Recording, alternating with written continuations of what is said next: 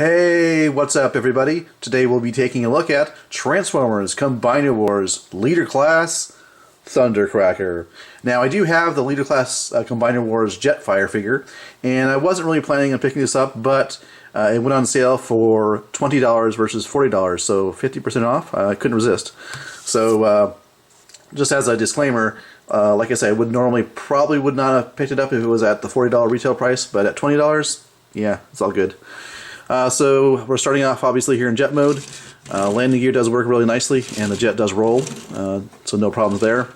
You can see the figure does come with a wide array of weapons, the same ones I believe that came with Jetfire. So you do have a lot of options there. So let's go ahead and get this thing transformed. So first thing I'm going to do, I'll go ahead and put down the fins here.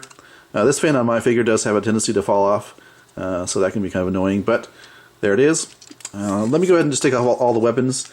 It's possible you could transform this without taking off some of the weapons, but just to make it easier on me, I'm going to take all of them off, because they'll all go into different places in robot mode anyways.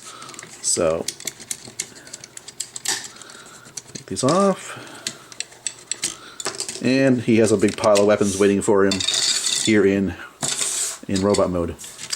Put away the front landing gear. Let's see. Go ahead and take the... oh, by the way, the canopy does open on the cockpit. And there's actually a nice detail in there, 2 pilot seats. Really cool. Go ahead and take the front section of the jet here. And I'm going to pop that up like that. Go ahead and come back here, take this rear section. There's a little hinge there. Pop this off. Or not pop it off, but fold it forward like that. And then we're going to grab this front section here with the silver. And there's a couple of flaps here that tab into place like that when you're going into jet mode. And then bring this whole assembly down like that, out like that. Next up, go ahead and take this section here, goes forward, bring down this section, these 2 leg sections here, and they will lock into place rather, like there. Rotate the legs around, bring out the feet, that goes back like that. Separate the arm sections here. I'll bring this up here, and then there is a slot and a tab, slot and a tab. These will tab into place, and there's also a tab back here that locks this whole assembly in, so that it stays secure like that. You can't see it there, but it's there. And then these, again, these shoulder pieces here should tab into place. They do come out sometimes, but the idea is that they tab into place there. Bring the shoulders down,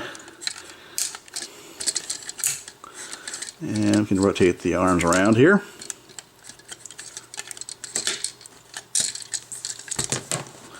And rotate the head around.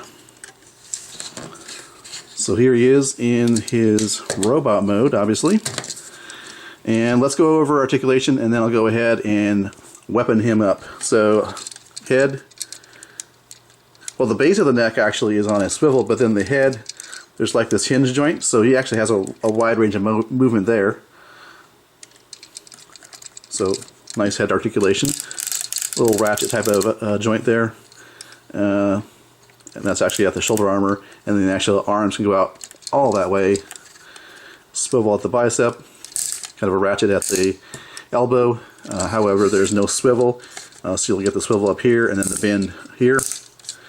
No wrist articulation, no waist articulation, and then got the legs can go forward that far, back that far, out to the side like that, or to that degree, swivel there, bend at the knee, and that is our articulation for Combiner Wars Leader Class Thundercracker. So to weapon him up, you can give him the null raise. And what I like to do is turn the forearms like that, and then attach these weapons here for his null rays.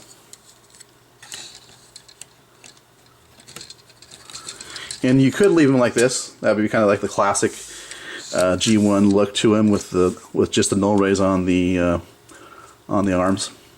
But then what you can do is these attach to the side like that. And finally, the last two weapons. Now you could put them up here on the wingtips for like this type of effect. But I prefer to just combine them here and keep them all on the lower leg. You know, that way if he wanted to, shoot himself in the wings, he could. So yeah, looking cool, looking good there. Like I say, recommend you pick it up if you can find it for the $20 that I got it for, and it may still be on Amazon. That's where I got my particular figure. But definitely worth it if you can get it at that price as opposed to the $40 original retail price listing. So take a look around here, looking awesome. And there he is. So let's go ahead and take a look at how he compares to some Masterpiece Seeker jets in robot mode. So for the size comparison, I brought in the Takara Masterpiece Starscream figure, as well as Hasbro's Masterpiece Acid Storm figure. You can see that in terms of just the overall height from the bottom of their feet to the top of their head, they actually match up pretty well in terms of height. Combiner Wars Thundercracker here is a bit chunky, I guess you'd say, in comparison to these two. These are more like thin and streamlined looking. But actually I have these three figures displayed on my shelf together, so for me they match up pretty well in terms of size and scale, so I think they look pretty good together on a shelf. So just like the Jetfire figure before him, the Combiner Wars leader Thundercracker does come with this extra weapon here.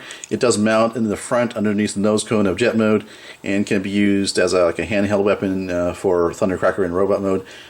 Personally, I leave this off the figure in both jet and robot modes. I don't have much use for it, but it does have like a projectile missile you can shoot off if you want, for the kids. But as far as me personally, I'm likely just to give this to another figure. Alright, so as I said before, if you can find this figure for $20 or less, definitely recommend you pick it up. It's a nice addition to your collection at that price. It suffers from the same kind of issues that the Jetfire figure did. You don't actually have the real cockpit forming the chest here. Kind of makes me want to hunt down the Starscream figure and pick up the Skywarp figure when they come out. But then again, if I can't find it at a good price, then I can live without him. So that's kind of how I feel about the Seekers. Anyways, thanks for watching, and I'll catch you guys and gals later.